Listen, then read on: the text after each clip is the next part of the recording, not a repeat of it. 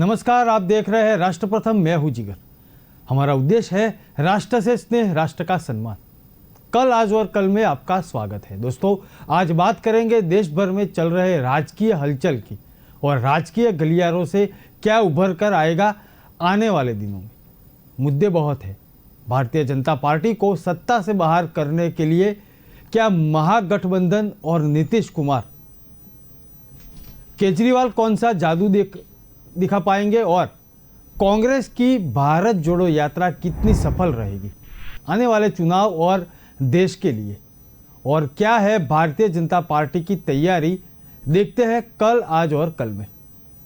दोस्तों, बार बार टूटने के बाद कांग्रेस का बैठना लोकतंत्र में एक पार्टी के रूप में नहीं बल्कि एक विपक्षीय दल के रूप में आवश्यक है।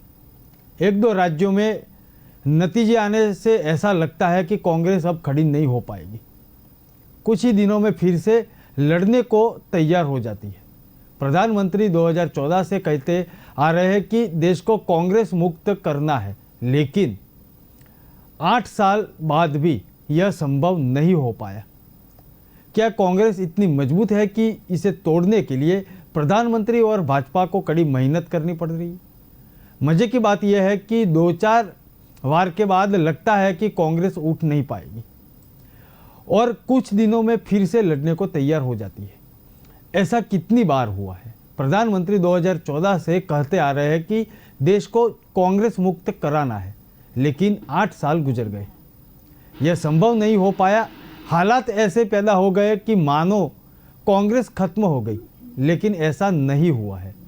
दूसरी ओर विपक्ष की लामबंदी से निपटने के लिए भाजपा अभी क्या तैयारी कर रही है, वो भी देखेंगे। लेकिन मोदी सरकार के 8 साल पूरे हो चुके हैं।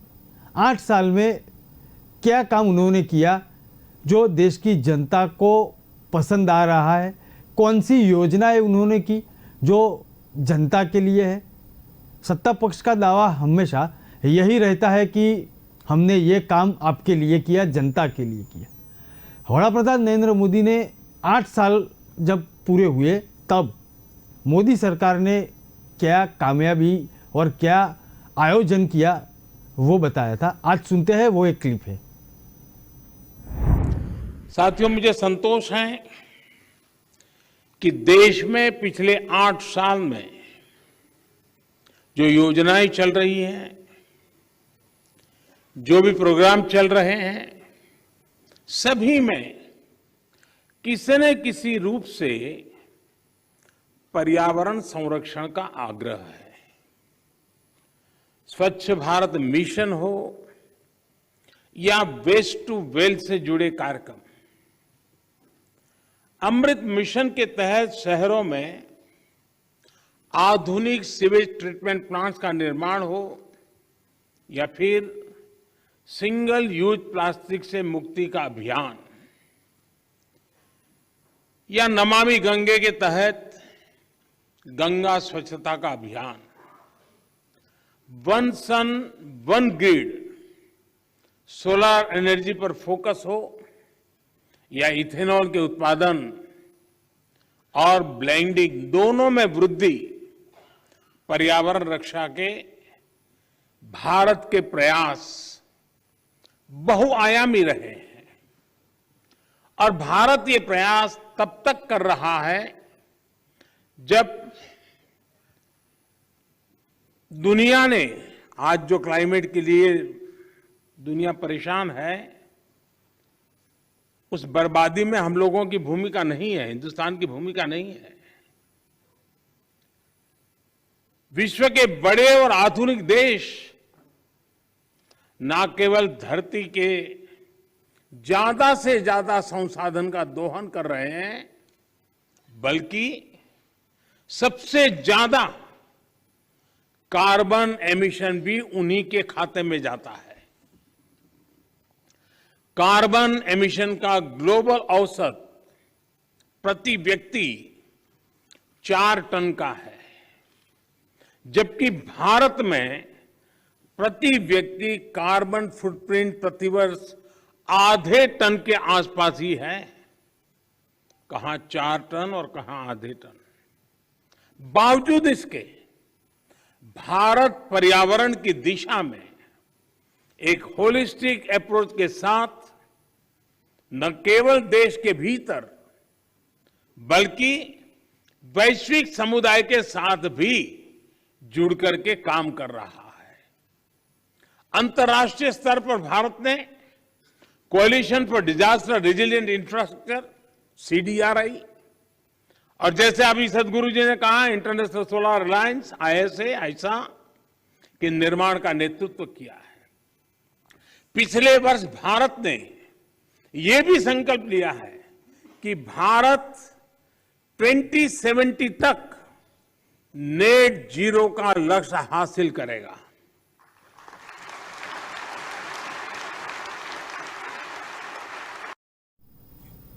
दूसरी ओर विपक्ष की लामबंदी से निपटने के लिए भारतीय जनता पार्टी की क्या तैयारी है, उसकी क्या रणनीति है, यह समझने के लिए हमने भारतीय जनता पार्टी के अलग अलग जो रणनीति है वो देखी।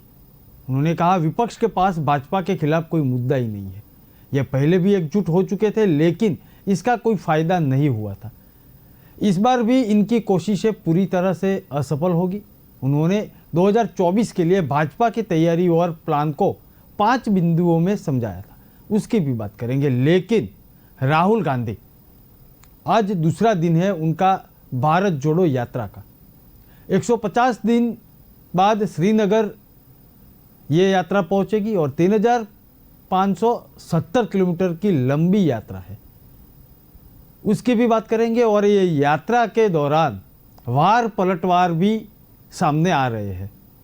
कांग्रेस की तरफ से ये भारत जोड़ो यात्रा क्यों निकाली जाएगी उसकी बात हो रही है और सत्ता पक्ष की तरफ से हेमंत बिस्वा हो या रविशंकर प्रसाद हो उसके भी पलटवार आ चुके हैं।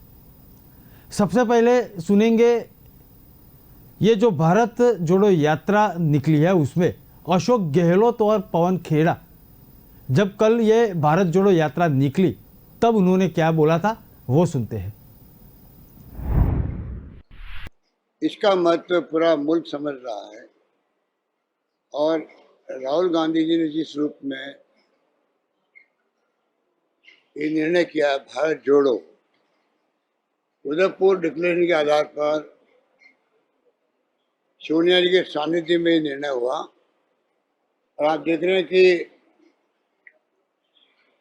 भारत जोड़ो जोड़ो जोड़ो भारत जोड़ो, तो ये क्यों नौबत आई, इसके मर्म को समझना पड़ेगा कि जिस प्रकार का माहौल बना देश के अंदर, ऐसा माहौल आजादी के बाद में पहली बार बना है जहाँ नफरत, तनाव, हिंसा का माहौल है। पूरा देश चिंतित है इस बात को लेकर के। हम प्रधानमंत्री जी बार बार रिक्वेस्ट कर रहे थे कि आपको चाहिए कि आप ये अपील करें देशवासियों से कि देश पूरे में प्रेम, भाईचारा, सद्भावना होनी चाहिए और मैं किसी कीमत पर हिंसा को बर्दाश्त नहीं करूंगा। आज तक उन्होंने ये बात नहीं कही है और आप देखते हैं कि ध्रुवीकरण इतना बड़ा हो चुका देश के अंदर कि जातियों में, वर्ग में, धर्म के नाम पर नफरत पैदा हो गई है। ये देश अगर इसको नहीं संभाला गया तो ये गृह युद्ध की तरफ जा सकता है। तो राहुल गांधी की जो सोच है, उन्होंने साबरमती आश्रम से शुरुआत करी, गांधी जी के दांडी मार्च की शुरुआत हुई। सत्य अहिंसा के पुजारी थे गांधी जी, पूरी दुनिया मानती है, अंतर्राष्ट्रीय अहिंसा दिवस मनाते हैं उनके जन्म दिवस को। ये भी सोनिया गांधी जी और मनमोहन सिंह जी की देन है कि कन्विंस किया यूएन को और आज पूरी दुनिया जो है एक साथ में 2 अक्टूबर को मनाती है अंतर्राष्ट्रीय अहिंसा दिवस। तो अहिंसा का जो मुल्क हमारा है, मैसेज देने वाला गांधी के नाम से, उस देश में नफरत की कहाँ जगह है, घृणा की कहाँ जगह है। राहुल जी बार बार कहते हैं भय होता है या डर होता है, वहाँ हिंसा होती है। ये निर्णय आज भारत के सामने जो प्रमुख समस्याएं हैं, उन समस्याओं के ऊपर सबको जोड़ने की आवश्यकता है, पूरे भारत को जुड़ने की आवश्यकता है। और जुड़कर जब हम एक आवाज में बात करेंगे तो मोदी जी को जरूर सुनाई देगा। ये 3500 किलोमीटर 3500 किलोमीटर की यात्रा है। 150 डेज 150 दिन तक चलेगी। कन्याकुमारी से शुरू होगी और कश्मीर तक हम जाएंगे। और मेरा अपना सौभाग्य है कि इस यात्रा में मैं पूरे 3500 किलोमीटर में मेरा भी नाम उसमें है। ये एक तपस्या है जो हम सबको करनी चाहिए और राहुल गांधी हमारे नेता इसका नेतृत्व कर रहे हैं। 2014 में नरेंद्र मोदी जी ने गांव, शहर, ढाणी, मोहल्ले सबको कोई न कोई सपना दिखाया। कई लोग उस सपने को देखे, गंभीरता से देखा, उनको पूरी उम्मीद थी कि जो नरेंद्र मोदी जी वादा कर रहे हैं वो जरूर पूरा करेंगे। लेकिन पिछले 8 साल में जो हालत हुई, वादा था लोगों की आय को दुगना कर देंगे, पेट्रोल डीजल की कीमत कम कर देंगे, रुपए को डॉलर के सामने मजबूत कर देंगे, गैस सिलेंडर की कीमत कम कर देंगे, काला धन वापस ले आएंगे, नौकरी देंगे। इसमें से एक भी वादा पूरा नहीं हुआ। उस आदमी ने वादा तोड़ा, सपने तोड़े, भारत को नहीं तोड़ने देंगे। भारत को जोड़ना इसलिए आवश्यक है क्योंकि जो ये सरकार ऊपर बैठी है वो हम सबका ध्यान बांटने की कोशिश करती है। हमें भाषा के नाम पर लड़वाती है, हमें धर्म के नाम पर लड़वाती है, हमें जाति के नाम पर लड़वाती है, हम किस तरह के कपड़े पहनते हैं उस नाम पर लड़वाती है, कैसा खाना खाते हैं उस पे लड़ाती है, कहां पूजा करनी है कहां पूजा नहीं करनी उस पे लड़ाई करवा देते हैं। और तो और जो स्वतंत्रता सेनानी अब हमारे बीच में नहीं रहे, उनकी आपस में मरने के बाद लड़ाई करवा देते हैं। नेहरू जी की, सरदार पटेल जी से अब लड़ाई करवा रहे हैं। आपने कभी ऐसी सरकार देखी है? भगवानों की आपस में लड़ाई करवा देते हैं। इसलिए कांग्रेस पार्टी को यह लगता है कि यह एक चुनौती का समय है। हमें अब जागना होगा, एक दूसरे को जगाना होगा और इस षड्यंत्र से इस देश को, इस समाज को बचाना होगा। हम किसी भी पार्टी के हों, किसी भी विचारधारा के हों, मायने नहीं रखता, हम सब भारत के हैं, किसी धर्म के हों, हैं भारतवासी। चीन में आज क्या हो रहा है? बॉर्डर पे 2000 वर्ग किलोमीटर के हिस्से पर चीन ने कब्जा कर लिया, गांव बसा दिए। केजरीवाल अपने अलग तरीके से राजनीतिक पिच पर सज्ज कर आ चुके हैं और अपना ध्यान आकर्षित कर रहे हैं। और बिहार में भाजपा को सत्ता से दूर करने के बाद नीतीश कुमार मिशन 2024 की तैयारी में जुट गए हैं। इसी कड़ी में 3 दिन के दौरे पर वो दिल्ली भी पहुंचे थे और उन्होंने विपक्ष के बड़े नेताओं से मुलाकात भी की। इसमें कांग्रेस सांसद राहुल गांधी, कर्नाटक के पूर्व सीएम और जेडीएस के नेता एचडी कुमारस्वामी, महासचिव सीताराम येचुरी जो सीपीआई के महासचिव है उनको मिले। दिल्ली के सीएम अरविंद केजरीवाल और एनसीपी सुप्रीमो शरद पवार भी शामिल थे, जिनके साथ उन्होंने बैक टू बैक मीटिंग की। 2024 के लिए विपक्ष को एक मंच पर आना चाहिए। इस मुद्दे पर नीतीश कुमार क्या बोल रहे हैं और एक जमाने में उनके साथी रह चुके वो क्या बोल रहे हैं वो भी सुनते हैं। का क्या नाम ले रहे हो? नाम नहीं लिया गया सर। अरे क्या बात करते हैं, आप लोगों को ये भी पता नहीं है? उसको बताया कौन राजनीति में? लाया कौन राजनीति में? आप ये भी जान रहे हैं? आईएएस था, कौन बनाया था अपना प्राइवेट सेक्रेटरी? और कहां से कहां बनाया? छोड़िए ना। और उसको पार्टी में इतना हम दिए और राजनीति में भी उसको जगह दिए, उसको अपनी जगह पर बना दिया अध्यक्ष, और पूरा का पूरा बीजेपी के हाथ में चला गया और अंदर चला गया, तब उसको बिल्कुल मुक्त कर दिया गया। पूरे पार्टी के लोगों को बहुत उस पर था। और जब अंत में हम लोगों ने क्या बोलता है, उसके बोलने का कोई मतलब है? बिहार की जनता ने उन पर कितना भरोसा किया और उनको किस प्रकार का जनादेश दिया, लेकिन जनादेश का तो अपमान किया ही। और आजकल तो मुझे बड़ा एक बहुत बात के लिए तकलीफ होती है कि जिस चीज़ के लिए वो जाने जाते थे, किस चीज़ के लिए, कि संयमित भाषा बोलते हैं, मेरे बारे में, मैं विधानमंडल का सदस्य तो हूँ नहीं, वहाँ भी मेरे बारे पर मैं बोला, राष्ट्रीय कार्यकारिणी राष्ट्रीय परिषद में बोला। किस प्रकार के शब्दों का प्रयोग कर रहे हैं जी, उनकी भाषा बिल्कुल भ्रष्ट हो चुकी है। जो स्थानीय पार्टियां हैं डिफरेंट राज्यों में, कांग्रेस, सब अगर एक साथ मिल जाएंगे तो बहुत बड़ी बात होगी। विपक्षी एकता, आप जरा सुनिए, मुझे थोड़ा हंसी भी आती है। वो विपक्षी एकता है या थोड़ा लोगों को खराब लगेगा कि पक्षी एकता में लगे हुए हैं। पक्षियों को जानते हैं ना, पक्षी में एकता हो सकती है क्या? कई पक्षी जो होता है जमीन पर है, कई पक्षी हवा में है, कोई पेड़ पर रहता है। पक्षियों के तरह तरह के भोजन होते हैं, कोई जल में रहता है। वही हाल है अपने देश में। जानना चाहिए किसी की हैसियत क्या है, वो कौन, गलत बात है तो कोई छोड़। देख रहे हैं वार पलटवार, एक ही पार्टी के एक जमाने में साथ साथ रहे दो महानुभावों के।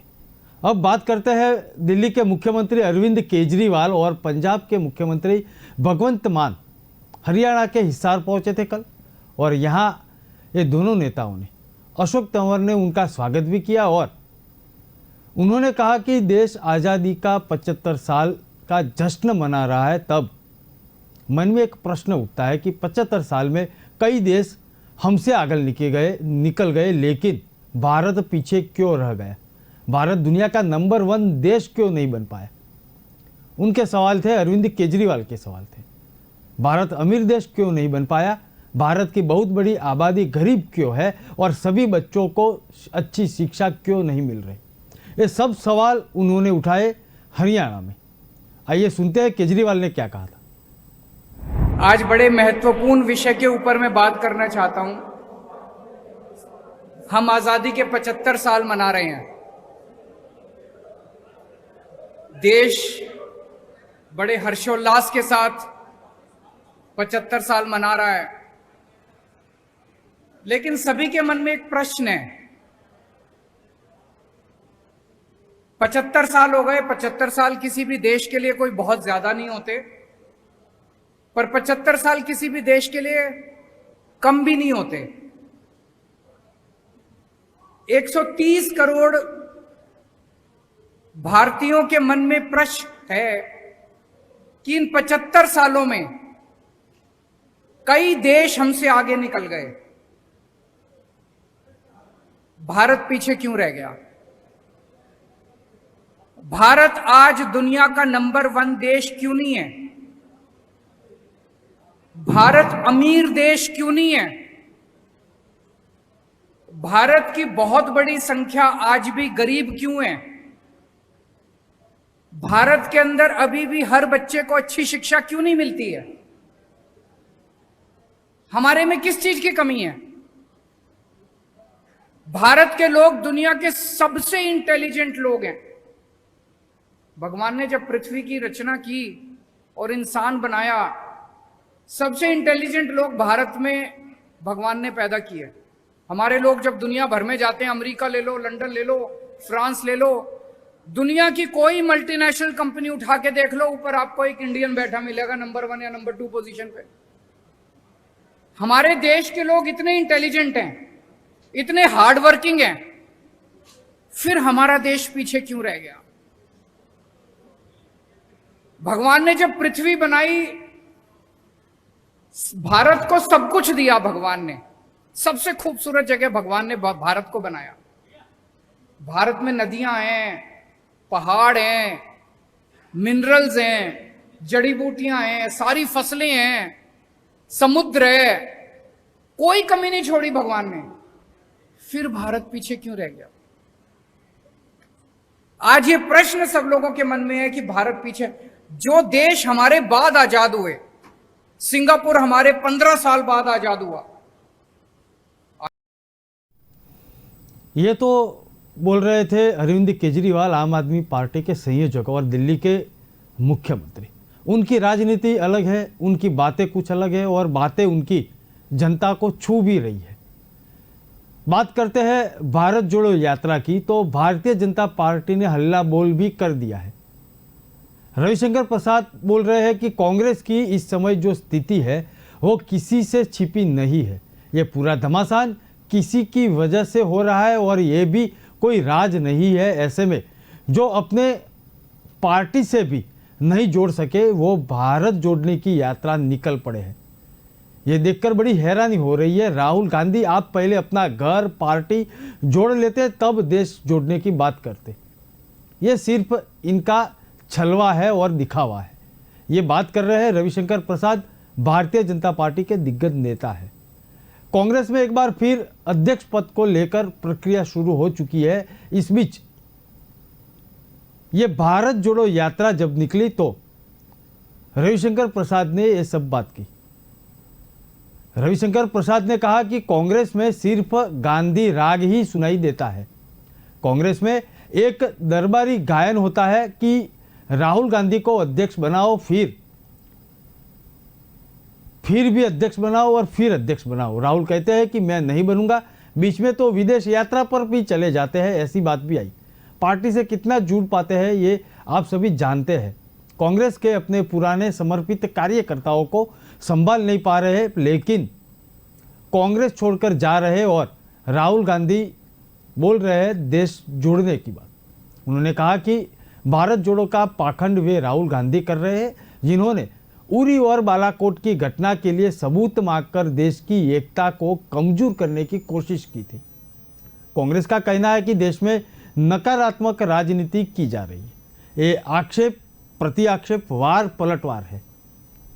इसी बीच 2014 के पहले बड़ा प्रधान नरेंद्र मोदी ने एक बात कही थी और भारतीय जनता पार्टी का ये सपना भी है, कांग्रेस मुक्त भारत। आइए देखते हैं, वो पुराना बयान है लेकिन सुनते हैं।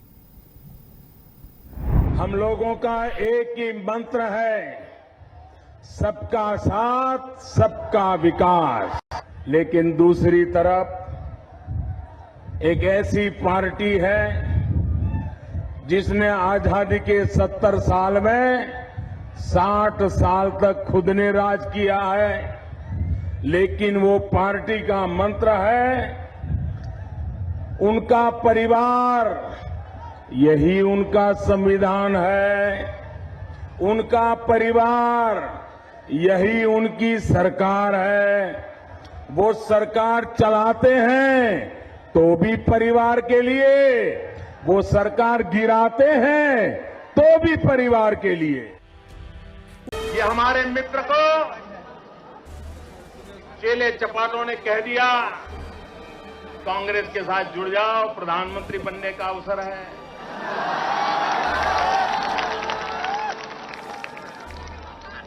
ख्वाब देखने लगे और उन्होंने विश्वासघात भाजपा से नहीं किया है, विश्वासघात बिहार के कोटि कोटि जनों से किया है। ये विश्वासघात आपके साथ है।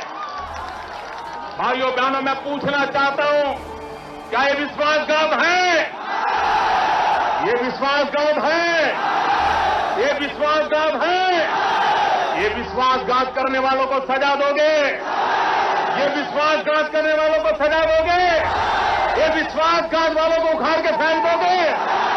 चुन चुन के साफ कर दोगे? भाइयों बहनों, महात्मा गांधी ने चंपारण में अंग्रेज मुक्त हिंदुस्तान की बात कही थी। आज यहां से जुगल बनना चाहिए, गांधी मैदान से जुगल बजना चाहिए। कांग्रेस मुक्त भारत का सपना हिंदुस्तान का। मनमोहन सिंह सरकार के जाने के बाद से ही कांग्रेस लगातार अपना वजूद खोती गई है। आज कांग्रेस के नेताओं की तरफ से जो कुछ हो रहा है वो इसी वजूद के दोबारा पाने की कोशिश है। कभी देश की एक मजबूत राष्ट्रीय पार्टी की हालत आज बेहद खराब है। इसकी सबसे बड़ी वजह इसमें हुआ बिखराव, मजबूत नेतृत्व की कमी, एकजुटता और राजनीतिक जमीन पर पकड़ का लगातार कमजोर होना। पार्टी के लगातार बाहर जाते नेता इसका जीवन जागता उदाहरण है। हाल ही में जब जम्मू कश्मीर के बड़े नेता और कांग्रेस के सरकार में पूर्व मंत्री रह चुके गुलाम नबी आज़ाद ने पार्टी से नाता तोड़ा तो उन्होंने कहा कि कांग्रेस को भारत जोड़ो यात्रा से पहले कांग्रेस जोड़ो यात्रा करनी चाहिए। भले ही उनकी बात का मजाक बनाया गया हो, लेकिन जानकार मानते हैं कि उन्हें इस बयान में दम है। आइए सुनते हैं प्रियंका गांधी ने भारत जोड़ो यात्रा पे क्या कहा। आज भारत जोड़ो यात्रा की ज़रूरत क्या है? क्या ये देश एकजुट नहीं है? आप क्या जोड़ रहे हैं? इसका जवाब ये है कि देखिए, आप जैसे करोड़ों देशवासी बहुत मेहनत करते हैं। कोई अपने घर में कर रहा है, कोई खेती में कर रहा है, कोई मजदूरी कर रहा है, कोई फैक्ट्री में काम कर रहा है, कोई सरकारी नौकरी कर रहा है। सब मेहनत कर रहे हैं और मेहनत करते हुए इस देश को आगे बढ़ाना चाह रहे हैं। लेकिन जो राजनीतिक चर्चा हो रही है वो आपके सवालों पे नहीं हो रही है।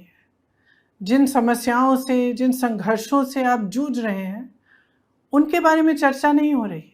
आज चर्चा एक अलग तरह की हो रही है। राजनीति नकारात्मक बन गई है। हम चाहते हैं कि अपनी इस यात्रा के द्वारा जितनी भी देश की आवाज़ें हैं जो चाहते हैं कि राजनीति, देश की जो गवर्नेंस हो, देश के जो नेता हो, वो उनकी समस्याओं की बात करें, उन आवाज़ों को जोड़कर हम एक मजबूत आवाज़ बनाना चाहते हैं इस देश में कि राजनीति को जनता की समस्याओं की बात करनी चाहिए। जो असली चर्चा है वो होनी चाहिए। इतनी महंगाई क्यों है, बेरोज़गारी क्यों है? इसीलिए मैं चाहती हूँ और आज आपसे आग्रह कर रही हूँ कि आप सब जुड़े इस यात्रा में। कितने भी समय के लिए आप जुड़ सकें, आपके शहर में से निकल रही हो या आसपास से निकल रही हो, आप आइए, जुड़िए, क्योंकि ये एक सकारात्मक प्रयास है। इस देश की राजनीति में बहुत ज़रूरत है कि हम सब एकजुट हो जाएं और इस देश की मजबूती को आगे लाएं। कई लोगों ने मेरे से पूछा कि हम इस यात्रा से जुड़ कैसे सकते हैं। तो देखिए, हमारी एक वेबसाइट है www.bharatjodoyatra.in। इस पर पूरी जानकारी है कि यात्रा किस दिन कहां से गुजर रही है और किस तरह से आप जुड़ सकते हैं। अगर आपके शहर या आपके इलाके से यात्रा गुजर रही है, आपके पास 1 घंटा हो या 1 दिन हो या कुछ समय हो, जितने लोग जुड़ सकें वो जुड़ें, क्योंकि ये एक सकारात्मक चीज़ है और इसकी सोच अच्छी है, प्यार भरी है। इस देश को एकजुट करने की बात कर रहे हैं, तो इसमें जुड़िएगा, देश को मजबूत बनाइएगा। अगर आप कोई कविता, स्लोगन या गाना बनाना चाहते हैं, उसे अपलोड करना चाहते हैं, तो #भारत जोड़ो यात्रा के साथ आप अपलोड कर सकते हैं।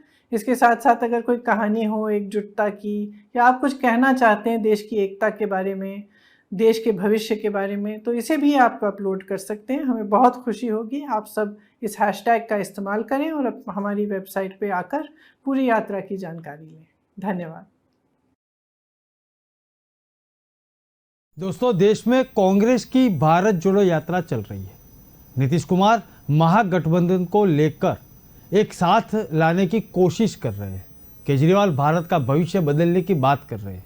भारतीय जनता पार्टी और नरेंद्र मोदी परिवारवाद मुक्त राजनीति और कांग्रेस मुक्त भारत का स्वप्न साकार करने में विकास की राजनीति के साथ चल रहे हैं। आने वाले दिनों में क्या भारत जोड़ो यात्रा के लिए कांग्रेस जो सड़क पर उतरी है और आम आदमी पार्टी मेक इंडिया नंबर 1 की यात्रा निकाल रही है, और विपक्ष को न दिखाने और न देखने वाले का ये इन यात्राओं पर नज़र भी है, या इन यात्राओं के जरिए विपक्ष खुद को दिखा पाएगी क्या? बहुत सारे सवाल हैं, लेकिन हमारे साथ देखते रहिए राष्ट्र प्रथम, और कल फिर मिलेंगे। नमस्कार।